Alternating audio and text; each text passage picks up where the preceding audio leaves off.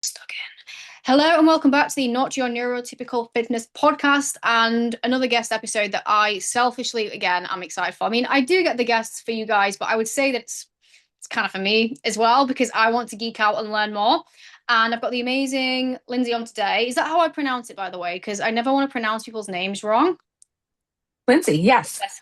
I know that sounds a really stupid question, but I've had people on where it looks like a standard pronunciation, and then I say it and they're like, no, and I'm like, oh, I feel really bad. I do apologize. So Lindsay is here from not my side of the pond. Whereabouts are you actually based over in your ends? I'm in Los Angeles. Oh, somewhere on my bucket list. So if this conversation goes well, I'll just have to organize a business trip to come and Exactly. Come visit. consult with you, right? Like completely business, nothing personal, selfish at all. But Lindsay's an expert in all things sleep, and the talk of sleep and neurodivergence is so spoken about, and people seem to know that there is a connection and challenges, but people don't really seem to know what to do besides from the very standard, just wind down advice that doesn't seem to work. So I wanted to bring her on to give some light bulb, some education, so we can leave today understanding it more and hopefully having a bit of insight into what we can do if you do struggle. But before we begin, I'd love to just hear a bit about your story because being like, an expert on sleep is such a niche thing. And it's, I don't know many kids that, when they're younger say, I want to be a sleep expert. We're all wanting to be doctors and superheroes. So I'd love to hear a bit more about your story with ADHD, the diagnosis, the journey, and then how the hell you got into this line of work because it's so fascinating. Well, I was absolutely not a kid who said, let me become an expert on sleep. I had many other goals and aspirations before getting here. I actually thought sleep was the enemy. I had so much I wanted to do and accomplish, and sleep got in the way of that for me. But I started having these moments when I was 16 where I was in summer school that summer, doing a American government program, and I was like these college classes. So it was the first time I was like in a big auditorium and started to feel really sleepy. And I was like, okay, if I fall asleep here, everyone's going to be able to see me. And I was, that would be mortifying. So all I could do was think, I gotta go find a place that I can sleep, because sleep was hitting me in this painful way, and I felt like I had no choice but to fall asleep.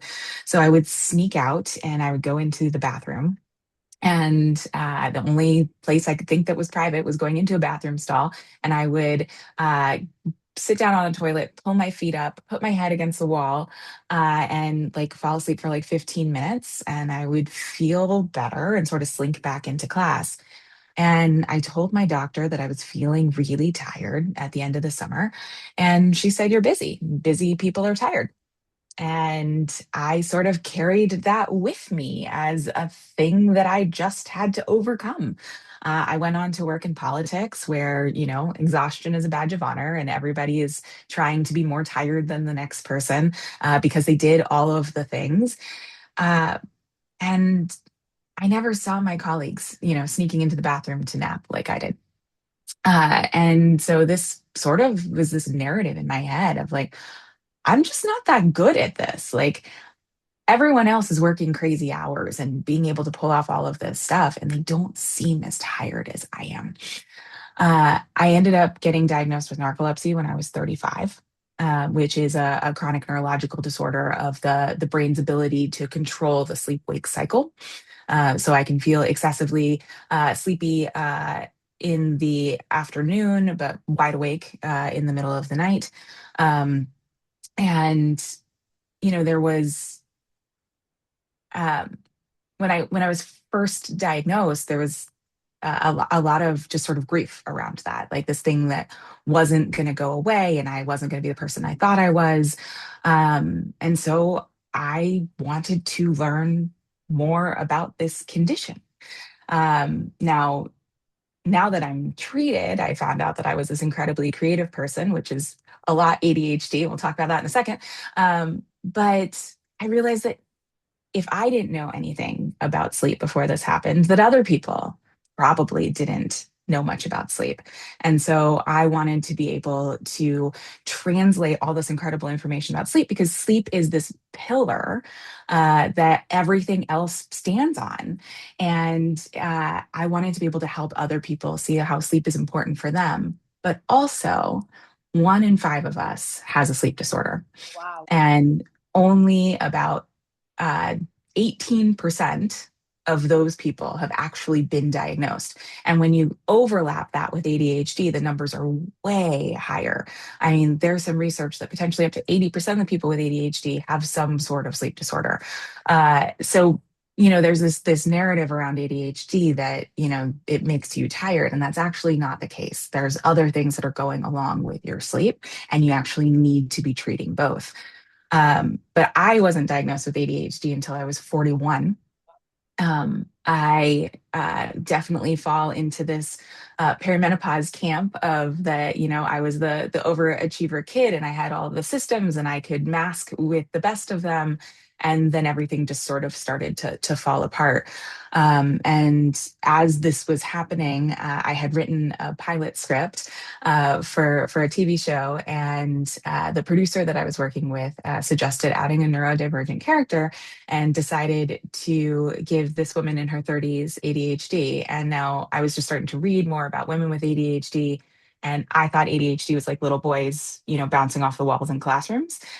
So the more I'm researching, the more I start writing her, I realize I'm writing myself, and started the process to go down the diagnosis route for myself. And I was diagnosed later that year, not only with inattentive ADHD, but in the 99th percentile. Sure. And that's really interesting that you're like, oh, I'm writing this character, and actually that's me. So, out of interest and pure curiosity, you said you were treated for that sleep disorder, which I'm not even going to try and attempt to pronounce because I'm going to butcher it. What does that look like? Narcolepsy. Because usually when there's not that much talk about the only sort of like sleep disorder that's like commonly really known is like insomnia. But I don't know if you can obviously tell us more if that's like a blanket label or it's an actual thing. And it's like, here's some sleeping tablets or here's this, but like I wouldn't even know. So yeah, I'm really curious, and I'm sure people listening are too. So insomnia is a sleep disorder as well, as is sleep apnea. Yeah, And then, something that affects a lot of people with ADHD is actually delayed sleep phase disorder, which is, so we all produce melatonin. It's not just what we buy at the store that people think of it as a sleeping pill. It's a hormone that our body produces at the end of the day that tells us that sleep is coming.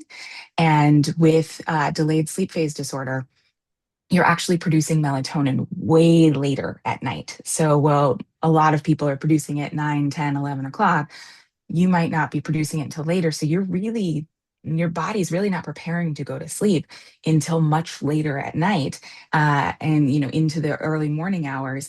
And then your sleep starts later, and we produce cortisol to wake us up in the morning, and that's not getting produced until later in the morning. So a lot of people with ADHD think they're broken because they just can't fall asleep when everybody else is falling asleep, and they just can't wake up in the morning when everybody else is waking up. And that there actually is a mechanism in their body that's saying, go to sleep later and wake up later. And with these other sleep disorders, insomnia is the trouble falling asleep or staying asleep. And we have real tools for these. Insomnia, the gold standard is actually something called cognitive behavioral therapy for insomnia, which is not medication. And that's a series of tools that helps train our brains for falling asleep or staying or getting back to sleep if we wake up in the middle of the night. And I can talk more about that.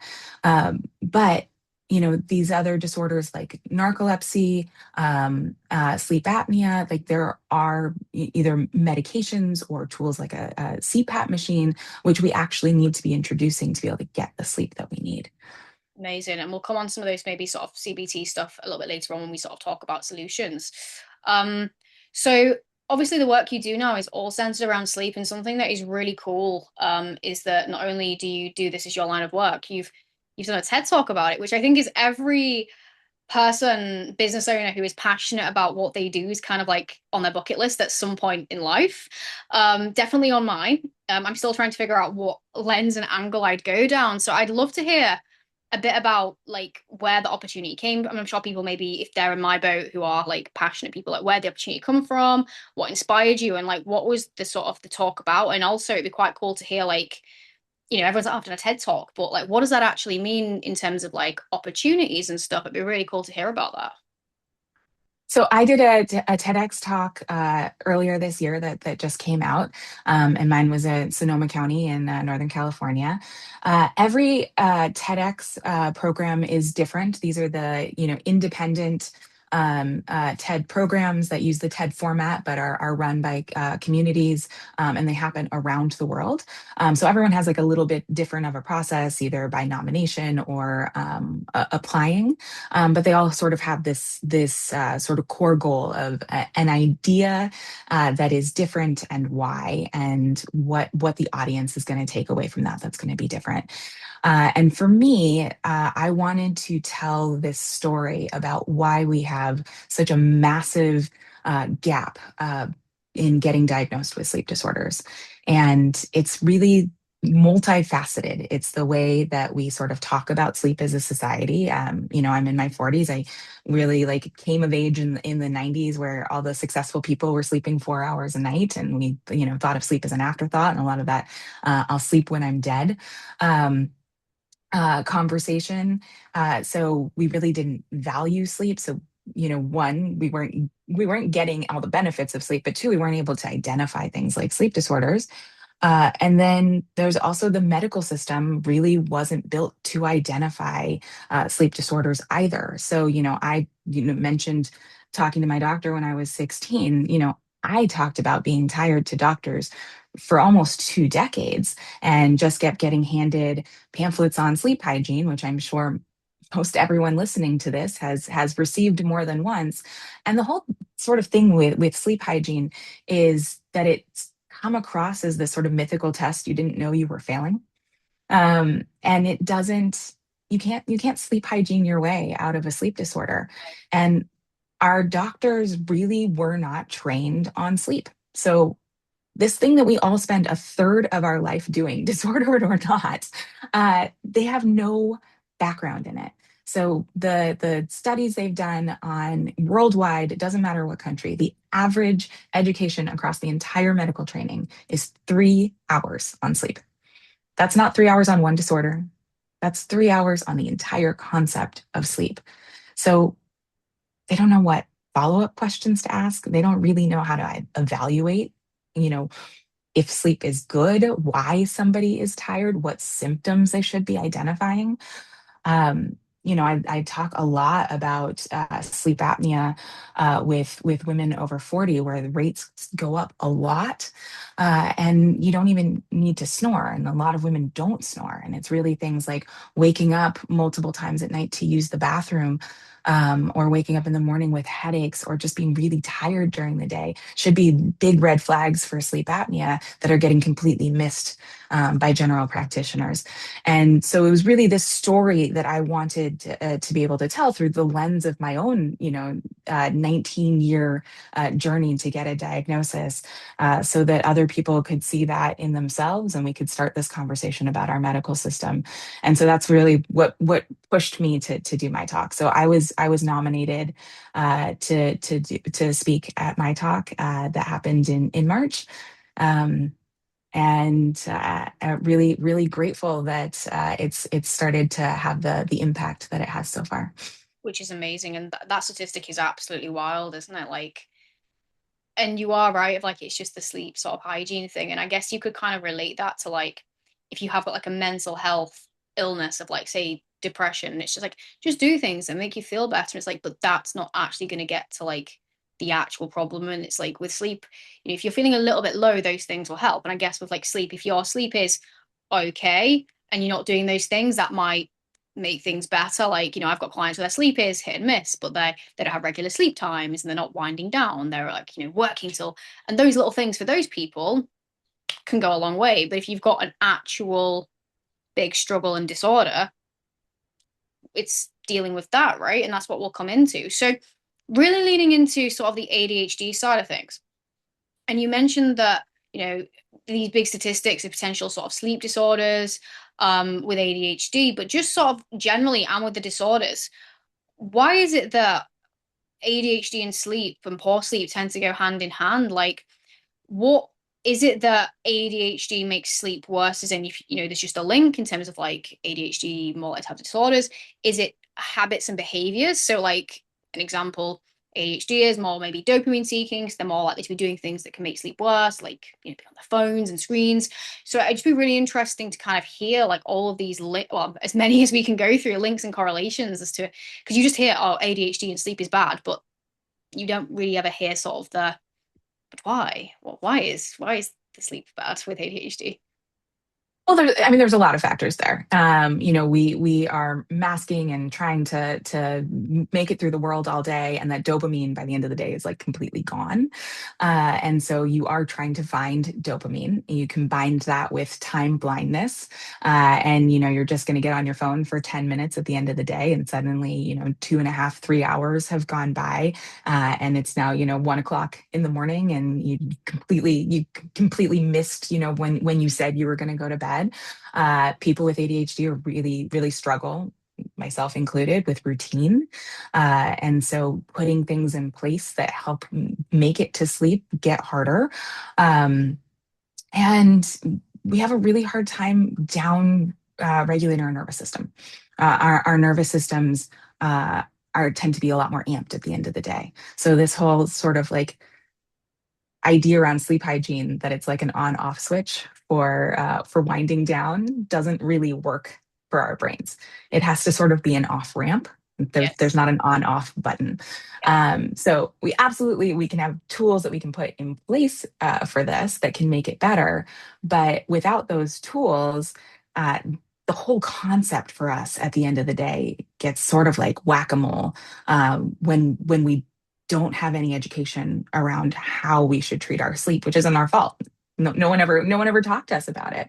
And when you're constantly, trying to make it to the end of the day with a dopamine system that's like putting gas into a race car with a leaky gas tank, it's really hard to get there on our own.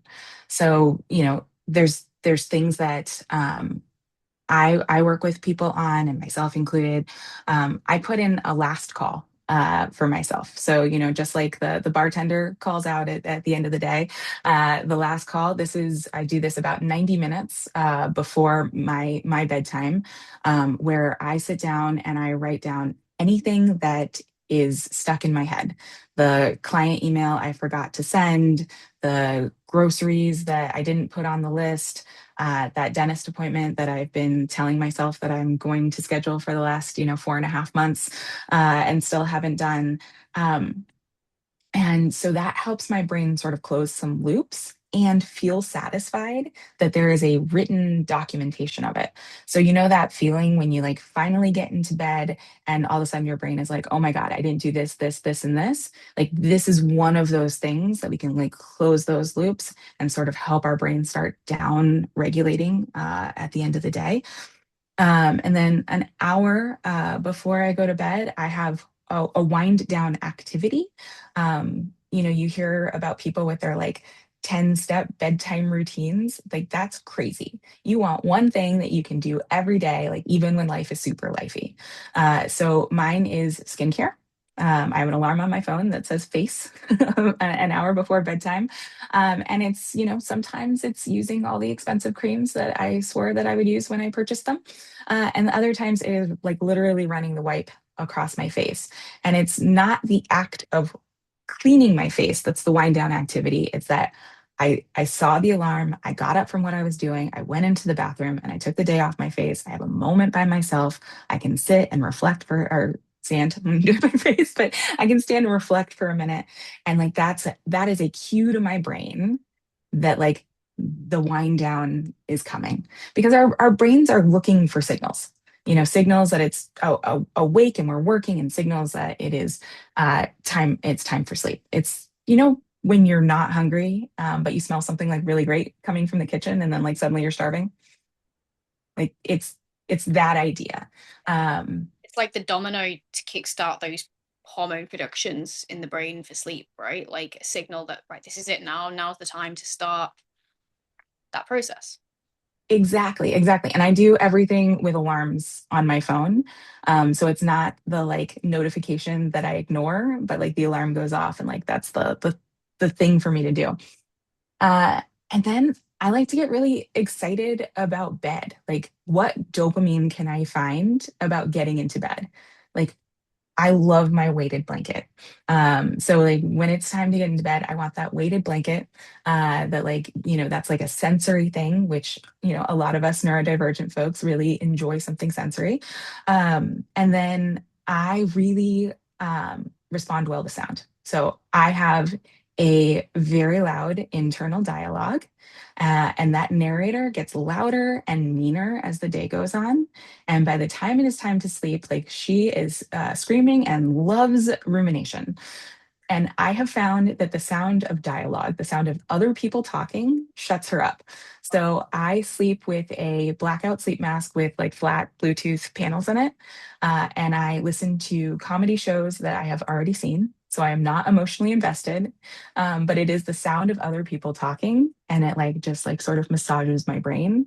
I set a timer on my phone for 30 minutes. So it turns off so it doesn't wake me back up because that sound is on. And that is like a really happy signal to my brain. We're like, all right, we're winding down, we're going to sleep. Um, and that doesn't have to be your thing, but like it's what are you going to get excited about? And like what's the thing that's going to make your brain happy? And I want people to like feel like they can experiment and get excited about their end of the night. I love that. And I think I've done some of these things without realizing. So the first thing I want to touch on was when you said sort of like I'd call it like a brain, yours call it the call out. I've called it a brain dump. Now, generally, when that advice is given, like in sleep hygiene, to like just offload your brain before you go to bed, it's usually given as like do it just before bed. And I guess that's what you were saying about that assumption that it's an on off switch that you can just dump it and be going to bed. But actually, for it to be more effective, you want to be doing that like an hour and a half to actually give your brain the time to offload and then actually let it offload, which is really interesting. I've never even like considered that. So that's, I think, going to be quite valuable because, the advice I've always heard is do it just before you go to bed. But actually, if our brains are still dysregulated, we've written it and probably is then still thinking about those unclosed loops rather than allowing that processing. And with the dopamine before bed, I've never realized that I've done it without realizing because I do love going to bed. And it's because I put like smells like lavender sprays. I've started to find that my brain's quite busy. It depends on like what's going on for me, but if I've got lots of plates spinning, same here, my brain's like at night. So I found like sleep meditations or like calming sounds sends me to sleep. I always make sure that I've got a blanket that feels really nice, whether it's nice and cold in the summer, nice and hot in the winter. And something my dog loves to do is when we climb into bed, she's got a little routine where she will just come and like cuddle me for like 2 minutes, and it's the most adorable. She doesn't do it any other time of day. It's the most wholesome thing ever. So there is like so much to look forward to, and I think bed isn't that exciting, but when you say that, if you can make it something sensory, something dopamine inducing, there's much more motivation to do it. So that's superb. That's brilliant. So before we kind of move into some more strategies, we've touched a little bit on the why, on the terms of like, potentially it's a disorder. Actually, I would like to lean into that actually, because I'm guessing it's quite maybe hard or sometimes there's fine lines to know whether it's a sleep disorder or whether you've just got bad sleep because of habits and behaviors. And I think everyone would like to, in some ways, think maybe it is a thing because it explains it. A bit like when you get diagnosed ADHD, it's like, oh, that explains all this shit that's happened in my life and why I was that I was. But how do you know when it's just you've got really bad habits that are making your sleep worse or you're not doing anything to help yourself? When do you get to that point, a bit like what you did, where it's like, actually, there probably is something else here. When would you suggest to people that they go explore it further? Is it a case of do all the stuff you can do yourself first, and if nothing improves, then, or are there certain like traits and symptoms that are like, if you're experiencing this, it's probably maybe a sleep disorder, if that makes sense. I mean, the first thing is that if you slept and you are wake up tired and you are tired during the day, it's time to see somebody. And you want to see a sleep specialist. What we were talking about with doctors not being really trained around sleep is that there is a specialty in sleep medicine and people that are trained to diagnose and treat sleep disorders. So that's one flag. If you wake up tired and you are tired throughout the day, that's generally not something you caused with your habits. Now, if you are, going to bed at different times all the time, and you're giving yourself less than 6 hours to sleep on a regular basis, yeah, let's try some tools to improve your sleep, to get it more consistent and see if it improves. But if you've got something going on that just feels like, we have really great guts, especially with ADHD. Like, we tend to know ourselves really well. And if something does not feel right, it usually isn't. And so, like I was talking about with the sleep apnea symptoms, it doesn't need to snore. But if you have loud snoring and gasping, that's a symptom. If you are like waking up multiple times a night, and you are waking up with a sore throat or a dry mouth, morning headaches, those are all symptoms you shouldn't ignore. Really fatigued during the day, you should absolutely get checked for that.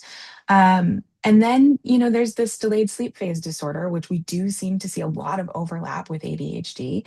Uh, one strategy for people with this is, that you can sleep and work on this rhythm if that is possible for you with your life. Now, it's, with jobs and everything else, it's not always possible for people. If you are somebody who can work with your natural rhythm and you can go to sleep when your body is ready for sleep and wake up later, that might work really well for you.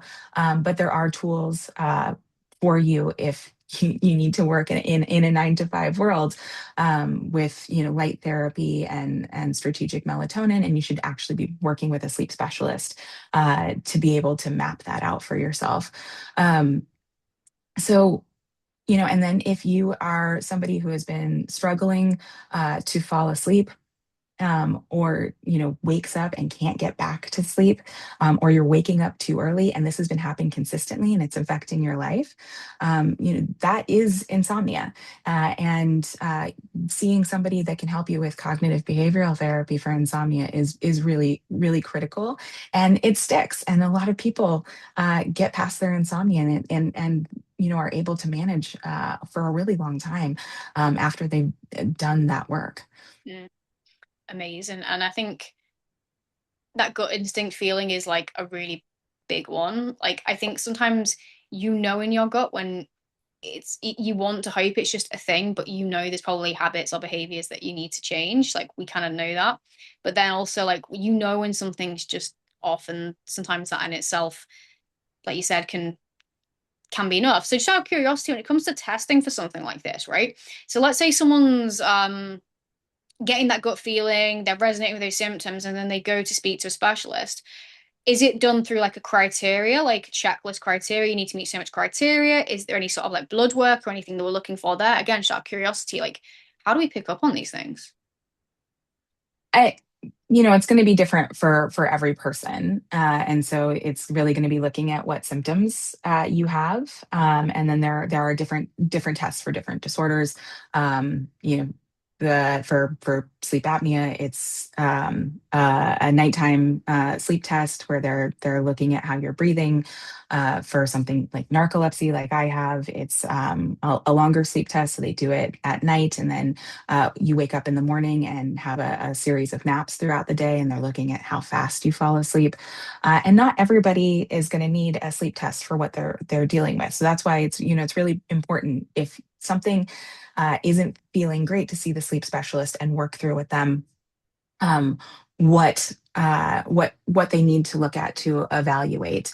But it's gonna be a little bit different for everyone. But because we want to give them like a really great picture of what's going on, if you have been struggling with your sleep, either to fall or stay asleep, or you are sleeping, but you're feeling, really sleepy during the day, write everything down. And you are not a specialist, so you don't pick and choose what you think is important here. Write it all down, because we don't always know what fits in the same story. Now, for something like narcolepsy, there were all these symptoms that I had no idea were symptoms.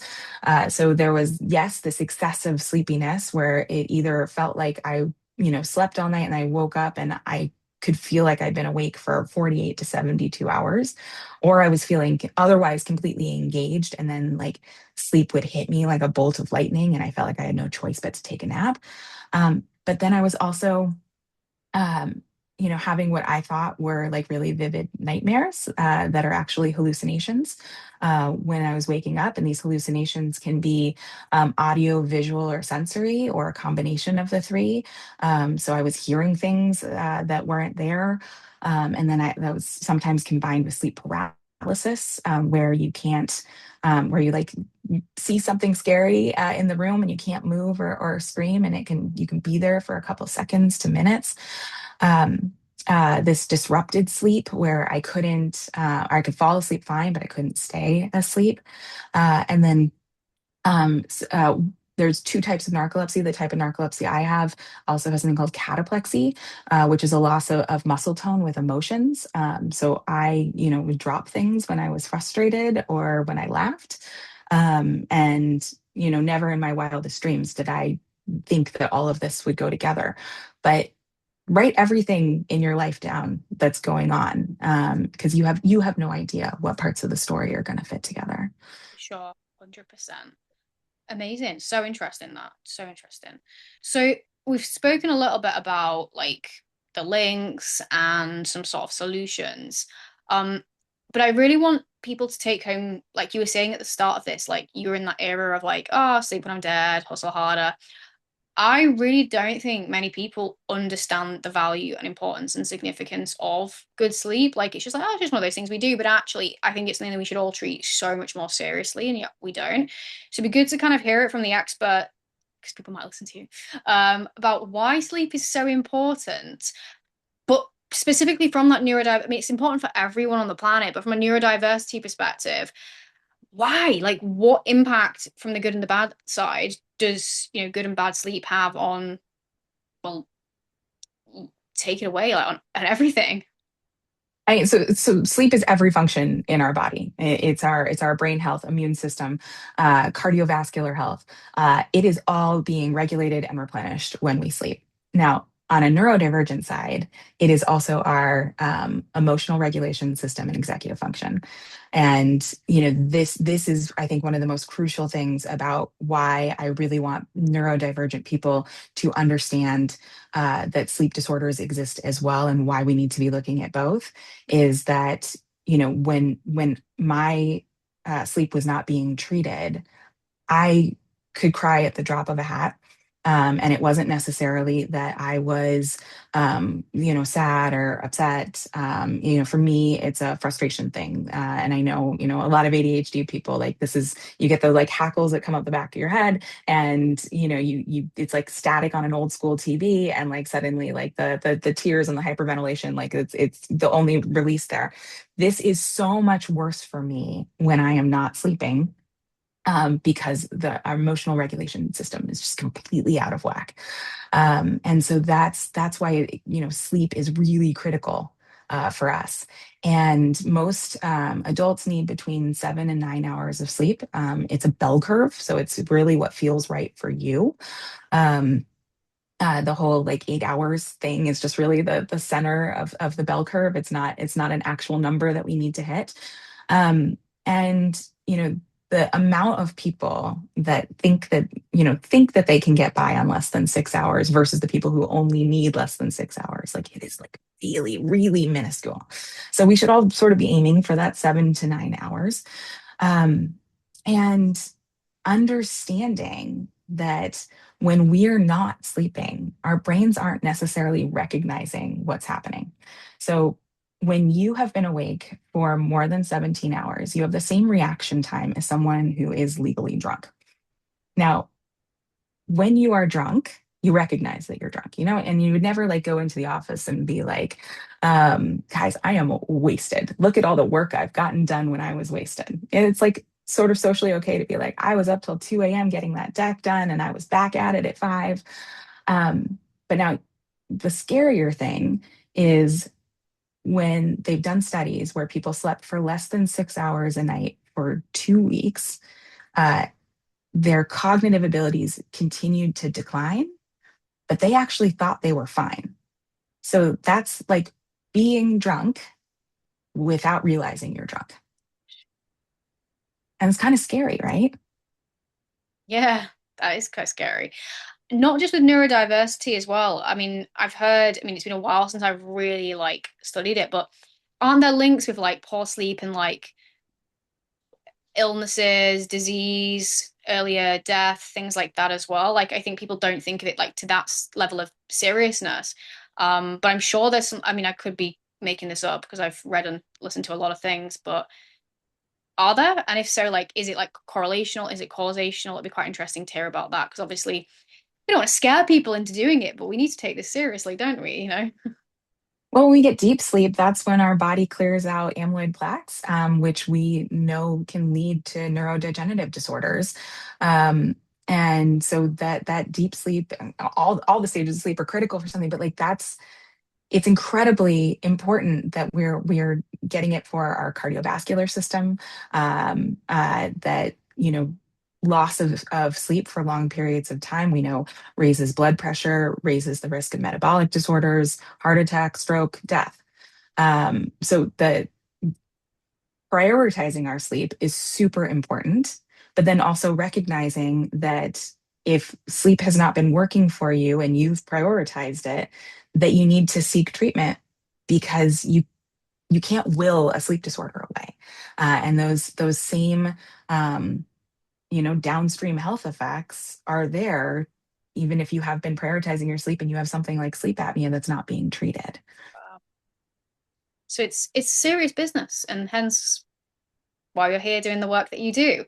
So with what you're doing right now, like, do you have any sort of like visions with it? Is it like in terms of like speaking to more people, getting on bigger stages, books, building teams? Because obviously the work you do is so amazing and not like we say, people aren't recognizing the importance and significance of it. So what's kind of like, is there a mission or is it more just, hey, I'm happy to help people when they know they need me, I'm here? It'd be really cool to hear about that. So yeah, most of my work is speaking, and love coming in and talking to companies about how sleep is your competitive advantage, and that we need to prioritize our sleep to do the best work, especially like in this age of AI where like we're expected to actually do a lot more because we have tools that make things go faster, and it's the people who are going to be sleeping better that are going to be able to keep up with this, and love doing that. Love speaking at conferences and continuing to build tools to help people understand their sleep and understand sleep disorders. So that is my big vision, and these conversations around our medical system and how we get doctors trained better to help identify sleep disorders sooner, so that nobody else goes 19 years thinking that this is in their head and without support. So it's all under this big mission. Amazing. And I guess that sort of latter part of the mission is really important because the work you do, will help people have these light bulb moments and make changes. But if we can get deeper into the system so that it is having this massive domino effect and like people like you are needed to help people go, oh my God, yeah, I didn't realize. And actually, this is important. And I didn't realize I had this. But we need people earlier down to recognize it. And when people do have these thoughts and they're having to fight for help, and if we can get that systemically, I think that's amazing. It's like one of my sort of big visions, I don't know how or where in the future, is to get more research funded into the correlations and links between ADHD and anorexia, because there is so much Mm. talk with autism and anorexia. And, we think neurodiverse, that's the thing, but there is actually a lot more links. And that's my background. I've got a very close with my sister, that's her as well.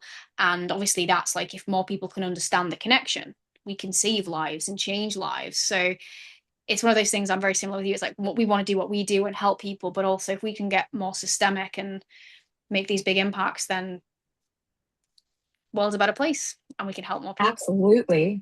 Amazing. So I'm sure many people will be very fascinated to, learn more from you. You said you've got some tools and you've got content, and I'm sure many people listening to this have had a few little light bulbs themselves. Maybe want to learn more about sleep disorders or just bettering their sleep. So where can people find you? I'll obviously leave everything in the description as well, but just for the podcast sake, where can people connect and find with you on the internet?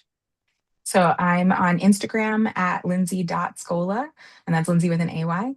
And you can find me at my website at lindsayscola.com. And looking forward to connecting. Let's get everybody sleeping better. Amazing. Well, a big, big, big, big thank you for your time and patience. It has been amazing. For everyone who is a regular listener, thank you for being here. I hope you've enjoyed it. Go connect with Lindsay go connect with her anyway, but especially if you have resonated or relate to any of this, go give her a follow. And Lindsay, just a big thank you for your time. It has been amazing having you here. And for the regular listeners, I will see you on the next one.